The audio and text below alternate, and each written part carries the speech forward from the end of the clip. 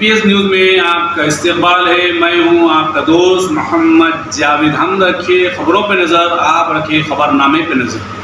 अस्सलाम वालेकुम नाज़रीन, NPS न्यूज़ में आप सभी का खैर मक़दम है।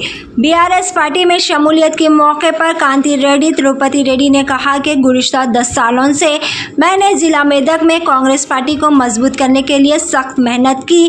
पार्टी ने यह कहकर धोखा दिया कि टिकट देंगे, जहां आज कांग्रेस पार्टी सिर्फ पैराशूट लीडरों को टिकट देती है जो पैसों के थैले लेकर आते हैं, ना कि इन लीडरों को जो अवाम से आम आंगी होंगे।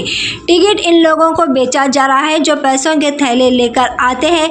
इसलिए हमने आज भारत राष्ट्रीय समिति में शमूलियत इख्तियार की ताकि चीफ मिनिस्टर KCR की क़यादत में काम किया जा सके, जो अवामी बहबूद के लिए काम कर रही है।